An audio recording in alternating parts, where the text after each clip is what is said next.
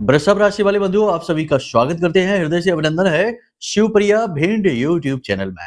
तो वृषभ राशि वालों, जरा ध्यान से सुनिए, क्योंकि अगर आपने जरा भी अनदेखी की तो एक बहुत ही बड़ा मौका, बड़ा अवसर आपके हाथों से निकल जाएगा। जी हाँ बंधुओं, क्योंकि ग्रह नक्षत्र अब आपके अनुरूप होने जा रहे हैं। आपकी इच्छा मनोकामनाएं पूरी होने का समय आ रहा है।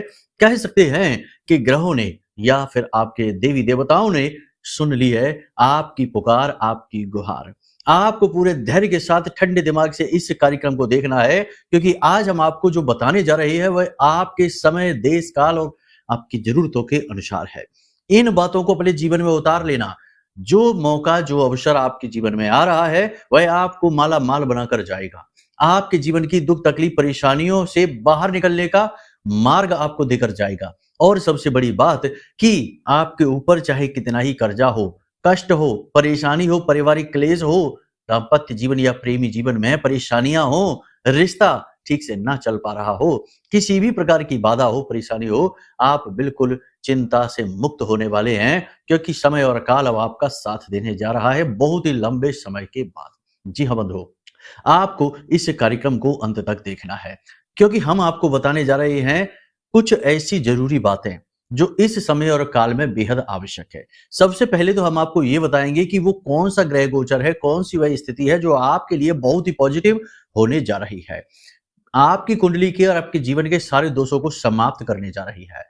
दूसरा, हम आपको बताने वाले हैं वे 5 बड़ी भूलें जो आप कर सकते हैं इस विशेष समय और काल में, जिससे होगा ये कि आपके जीवन में जो सदगति आ रही है, जो आपके जीवन में बरकत आ रही है, वह दरवाजे से ही वापस लौट सकती है। इसी के साथ साथ हम करेंगे अगले 3 से 5 दिनों की कुछ सटीक भविष्यवाणियां भी, जिन्हें भी आपको जरूर देखना है, क्योंकि वे होंगे आपके आने वाले समय और काल का आपका अपना रोड मैप। कह सकते हैं कि आपका अपना जीपीएस जो हम आपको देने जा रहे हैं, जो आपको बताएगा कि समय और काल के अनुसार आपको किस प्रकार फैसले लेने हैं और किन चीजों से आपको बचना है, दूर रहना है। इन सबसे महत्वपूर्ण कार्यक्रम के अंत में हम आपको बताएंगे एक बेहद शक्तिशाली उपाय, क्रिया, जिसे आपको अपने जीवन में उतार लेना है, जो बनने वाली इस ग्रह गोचर में आपको बहुत अधिक आवश्यक है। इस उपाय को केवल 7 दिनों तक करेंगे और 7 दिनों में इसके बड़े ही अद्भुत फल आप खुद महसूस करेंगे, साक्षात इसके परिणाम आपको महसूस होंगे। जी हाँ बंधु, आज का यह कार्यक्रम बेहद महत्वपूर्ण है, बहुत ही खास है। केवल भाग्यवान ही आज के इस कार्यक्रम को देख पाएंगे, क्योंकि इस कार्यक्रम में देवगुरु बृहस्पति की कृपा शामिल है। जी हाँ, आपके मंगल, आपके सूर्य की कृपा शामिल है और आपके आराध्य, आपके कुल देवता की कृपा शामिल है। जिन लोगों के ऊपर इनकी कृपा होगी, यानी कि अपने देवी देवता पुर के पूर्वजों और गुरुजनों की कृपा और आशीर्वाद होगी, वो ही इस कार्यक्रम को अंत तक देख पाएंगे, ठहर पाएंगे। अन्यथा जिनके ऊपर दुर्बुद्धि का वास है, जिनके ऊपर दुर्भाग्य का हाथ है, ऐसे लोग तो इस कार्यक्रम में ठहर ही नहीं पाएंगे। जी हाँ, इसीलिए तो कहा गया कि विनाश काले विपरीत बुद्धि। जब सदगति प्राप्त होनी होती है तो अपने आप ही मार्ग बनते चले जाते हैं, सहायक मिलते चले जाते हैं। ठीक इसी प्रकार जब इंसान को गर्त में जाना होता है तो अपने आप ही उसकी बुद्धि इस प्रकार के फैसले लेने लगती है कि उसे जो सही चीजें हैं, अच्छी चीजें हैं, वे चीजें ही खराब लगने लगती हैं और खराब चीजों में उसकी रुचि जागने लगती है। ऐसा आप न करना। बड़ी मेहनत से, बहुत ही ध्यान से और बहुत ही चुन चुन कर विशेष बातों और कार्यक्रम को हम आपके लिए लेकर आए हैं। इन्हें जरूर देखें, जानें, समझें, अपने जीवन में उतारें और बिल्कुल सटीक लाभ मिलेंगे गारंटी के साथ। ये हम आपको भरोसे के साथ कहते हैं। ठीक है, उम्मीद करते हैं सारी बातें आपने समझ ली हैं। कार्यक्रम को अंत तक अवश्य देखेंगे। चलिए अब महामाई को याद करते हैं, क्योंकि बिना महामाई की कृपा के तो इस संसार में, इस ब्रह्मांड में एक पत्ता भी नहीं हिल सकता है। तो महामाई को आभार व्यक्त करते हैं। कमेंट बॉक्स में पूरे भक्ति भाव के साथ लिख डालिए, जय मां बगलामुखी, कृपा करो। महामाई निश्चित तौर पर आपके ऊपर कृपा करेंगी, आशीर्वाद करेंगी, हमें पूर्ण विश्वास है। उन्होंने कर ही दिया है, तभी श्रेष्ठतम कार्यक्रम आप तक बिल्कुल सही समय पर पहुंचा है। चलिए अब यदि भाव माई के लिए गहरा है तो मन में याद करते हुए माई को कमेंट बॉक्स में यही भी लिख दीजिए कि मैं भी माई के परिवार का हिस्सा हूं। सौभाग्यशाली हैं आप जो ये हिस्सा बनने का अवसर आपके पास खुद चलकर आ रहा है। ठीक है, तो चलिए लिख दीजिए। अब अपने मूल विषय को शुरू करते हैं। प्यारे मित्रों, हमारे अत्यंत प्रिय और परम पूज्य अमिताचार्य जी के पास मां बगलामुखी और मां भद्रकाली की साधनाओं का वर्षों का अनुभव है और माता रानी की इनके ऊपर पूर्ण कृपा और सिद्धि है। आचार्य जी ने अपने सटीक कुंडली विश्लेषण और श्रेष्ठतम उपायों के माध्यम से हजारों लोगों के जीवन को खुशियों से भरा है।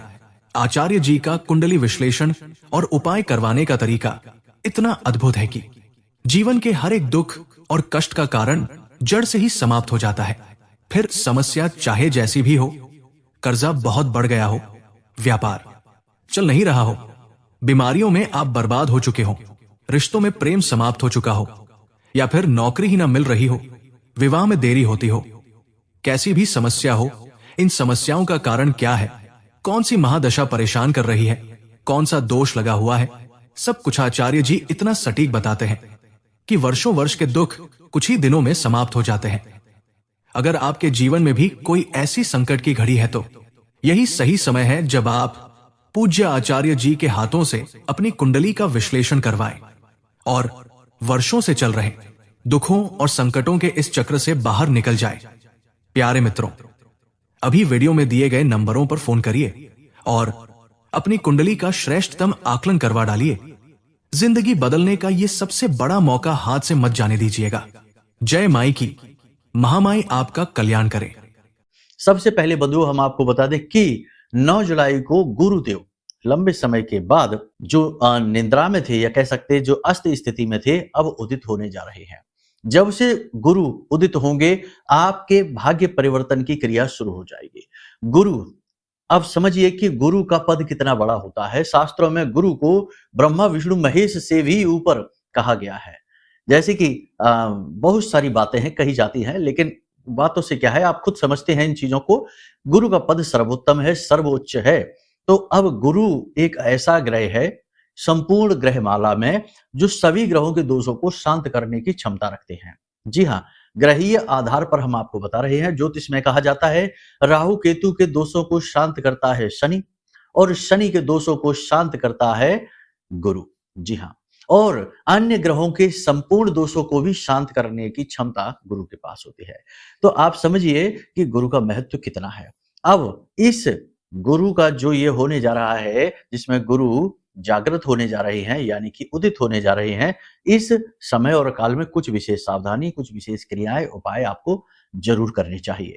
इन्हें हम आपको अभी थोड़ी देर में बताने जा रहे हैं, लेकिन पहले जान लेते हैं कुछ भविष्यवाणियां अगले 3 से 5 दिनों की। वरना आप लोग कहेंगे कि कुछ भविष्यवाणी तो की ही नहीं, केवल ज्ञान की बातें ही आपने बताई हैं। तो भविष्यवाणियां ध्यान से सुनिए। सबसे पहली चीज कि जीवन के किसी भी क्षेत्र में, चाहे घर हो, परिवार हो, गली मोहल्ला या फिर आपका अपना कार्यालय, कार्यस्थल, यहां पर अपनी गलती तुरंत स्वीकार कर लें।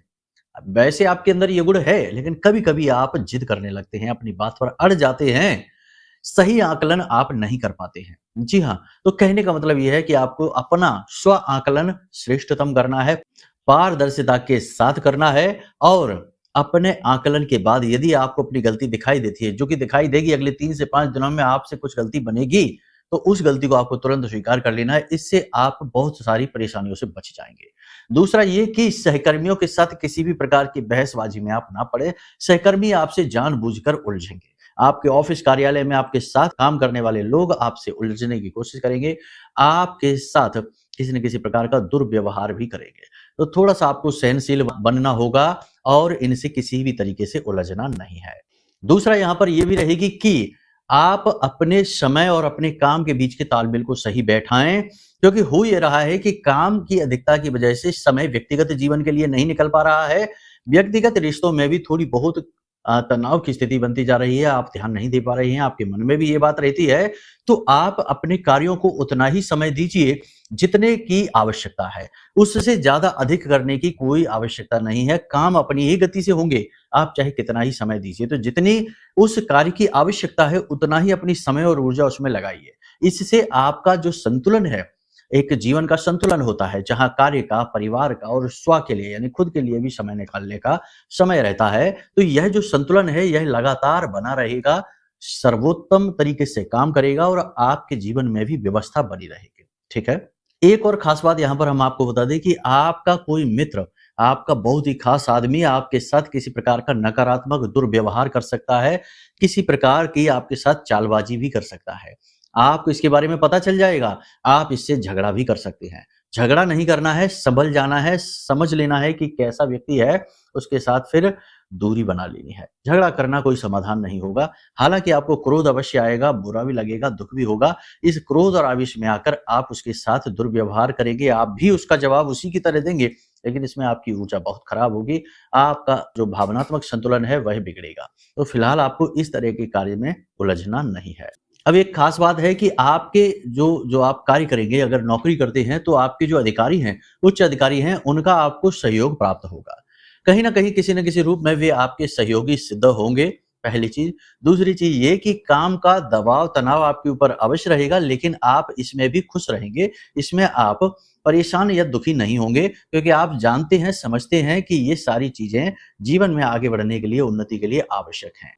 जो लोग राजनीति से जुड़े हैं, उन्हें राजनीति में आगे बढ़ने के अवसर मिलेंगे, उच्च पद प्राप्त हो सकते हैं, और जो उनसे अग्रणी हैं, जो उनके आगे रहने वाले लोग हैं, वे इनके कार्य को सराहेंगे, जिससे इनके अंदर प्रेरणा जागेगी, इनका मनोबल ऊंचा रहेगा, और राजनीति करने वालों के लिए ये समय और काल अच्छा कहा जाएगा। जो लोग शिक्षा के क्षेत्र से जुड़े हैं, जो लोग प्रॉपर्टी, भूमि आदि के व्यवसाय से जुड़े हैं, जो लोग कंसल्टेंसी वगैरह के कार्य से जुड़े हैं, डॉक्टर हैं, वकील हैं, इनके लिए ये समय और काल अच्छा चल रहा है, इसमें इन्हें लाभ प्राप्त होंगे।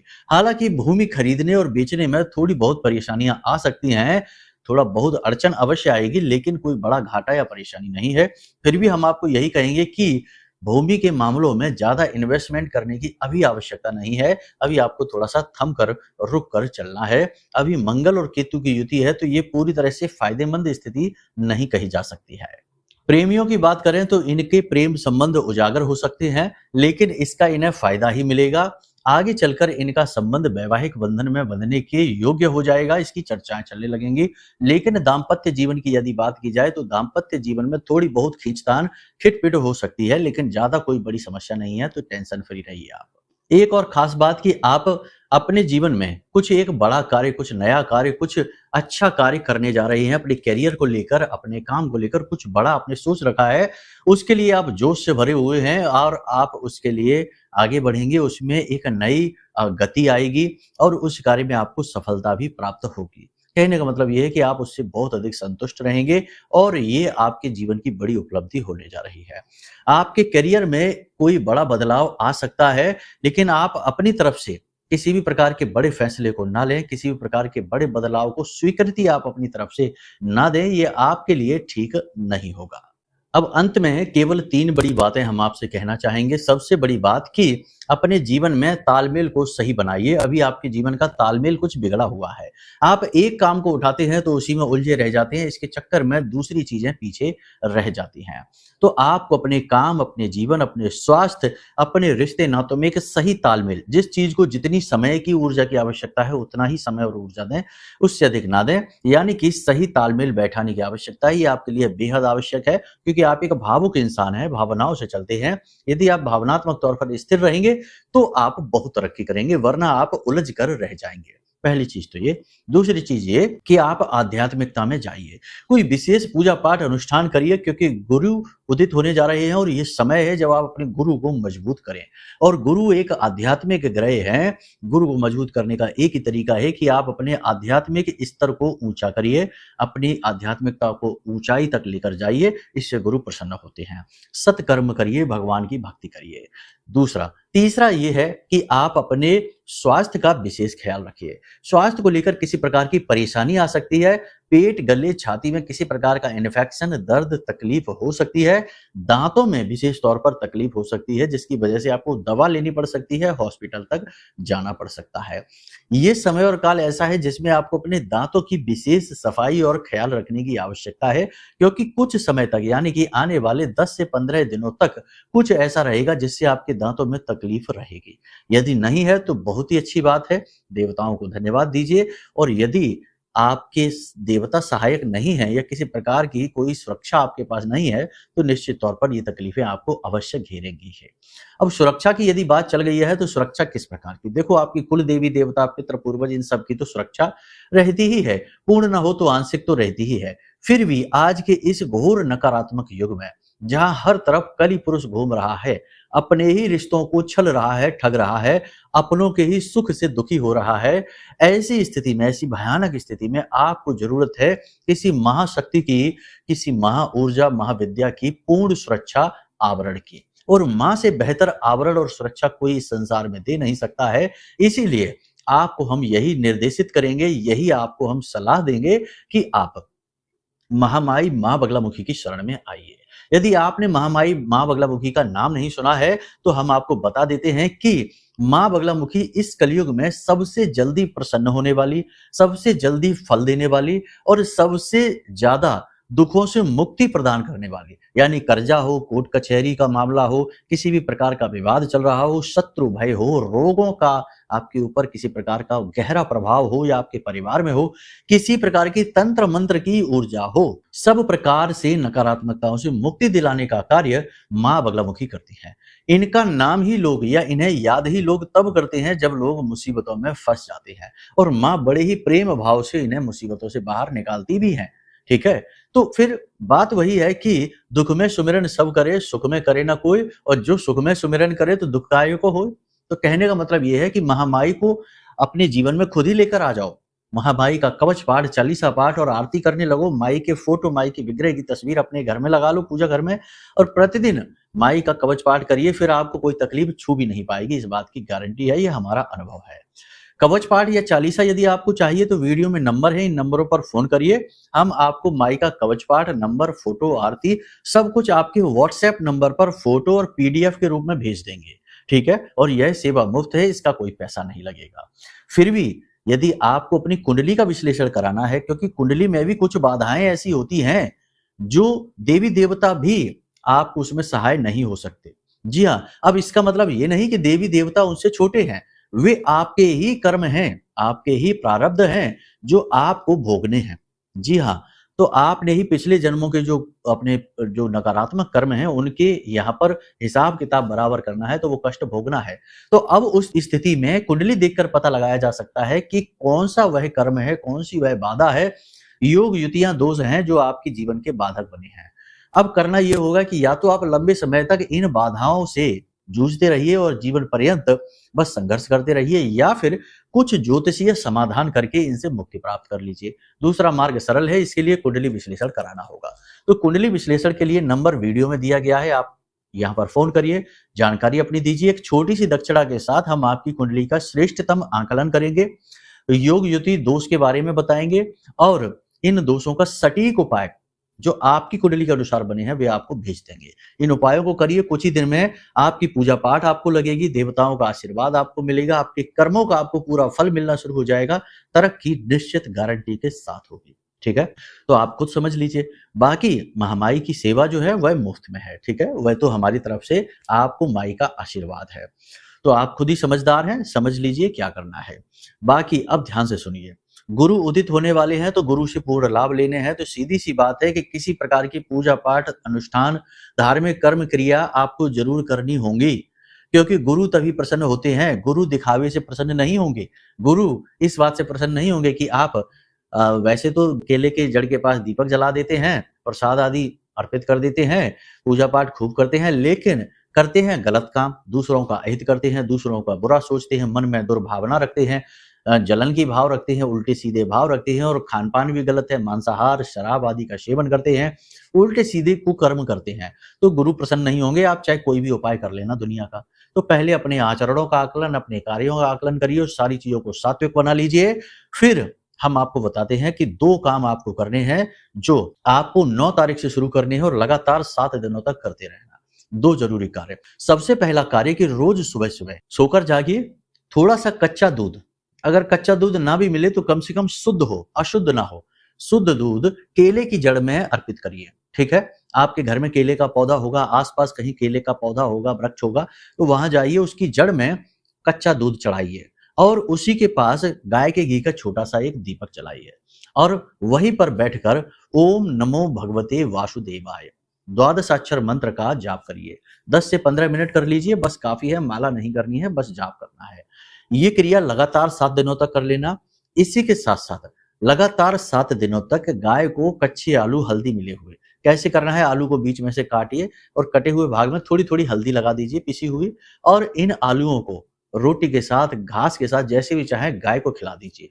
7 दिन तक लगातार अगर आपने ये 2 क्रियाएँ कर ली ना, आपका भाग्य चमक जाएगा। गुरु आपके सारे दोषों को शांत करके आपके जीवन में वो उन्नति लेकर आएँगे कि आपने सोची भी नहीं होगी। जी हाँ, आपका कर्जा समाप्त हो जाएगा, आपकी बाधाएँ समाप्त हो जाएँगी, शत्रुओं का नाश हो जाएगा और सारी समस्याओं का समाधान हो जाएगा। तो इन क्रियाओं को करिए, बाकी अपने कर्मों का आकलन करिए, गलत कार्य नहीं करने हैं, किसी महिला का अपमान नहीं करना है, अपशब्दों का प्रयोग नहीं करना है, गाली-गलौज भूलकर भी नहीं करना है। क्रोध कितना भी आए, उसे उस जगह को छोड़ दो, या फिर शांत रहो, बोलो नहीं, ठीक है? क्रोध को शांत करने की सबसे अच्छी विद्या है कि जब क्रोध आ रहा है, उस समय बस शांत रहिए, उस समय बोलना नहीं है। क्योंकि आप जो भी कुछ बोलेंगे, जैसे भी बोलेंगे, उससे होगा नुकसान ही, आपकी ही क्षति होगी, ठीक है? तो बस इन बातों को ध्यान में रखिए, इन उपायों को करिए। एक बार करके तो देखिए, आपको खुद लाभ समझ में आएँगे, ठीक है? दूसरा, अपने घर में किसी भी प्रकार की मांसाहार, किसी भी प्रकार की शराब आदि, किसी भी प्रकार का कोई भी मादक पदार्थ यानी नशीले पदार्थ अपने घर में संचित न करिए, ये बहुत ही गलत होते हैं। इससे घर में नकारात्मक ऊर्जाएँ आकर्षित होती हैं, तो इनको ना रखिए अपने घर में। दूसरा कि 9 जुलाई के बाद कम से कम 7 से 8 दिनों तक इस बीच में पीले रंग की कोई भी वस्तु किसी को ना दीजिए, पीले वस्त्र किसी को न दीजिए, पीली दाल, पीला भोजन, पीला प्रसाद किसी को भी नहीं देना है, ठीक है? और कोई भी धर्म से जुड़ी हुई धार्मिक पुस्तक है, जैसे धर्म से, पूजा पाठ से जुड़ी हुई कोई सामग्री है, किसी को भी नहीं देना है। बस इन बातों का आप ख्याल रखिए, बाकी महामाई आपका कल्याण करेंगी ही, आप चिंता ना करिए। तो उम्मीद करते हैं कि आपने सारी बातें समझ ली हैं, इन्हें जीवन में उतारेंगे और जीवन में श्रेष्ठतम लाभ प्राप्त करेंगे, महामाई की कृपा भी प्राप्त करेंगे। तो चलिए बंधु, आज के इस कार्यक्रम को यहीं विराम देते हैं। हमेशा हंसते रहिए, मुस्कुराते रहिए, सकारात्मक रहिए, महामाई पर अपनी आस्था और विश्वास बनाकर रखिए, क्योंकि आपका उद्धार तो वहीं से होना है। प्रेम से बोलिए जय माई की। हमारे प्रिय और परम पूज्य आचार्य जी ने अपनी साधनाओं के अनुभवों पर आधारित शक्तिशाली उपाय और क्रियाओं के माध्यम से हजारों लोगों के जीवन को पूरी तरह से बदला है। आचार्य जी के द्वारा बताया गया हर एक उपाय इतना सटीक और कारगर होता है कि जो भी इसे पूरे भाव के साथ कर लेता है, उसे साक्षात महामाई की कृपा और आशीर्वाद प्राप्त हो जाती है। इसलिए निसंकोच इन उपायों को पूरे भाव के साथ करिए, आपका कल्याण होगा। जय माई की।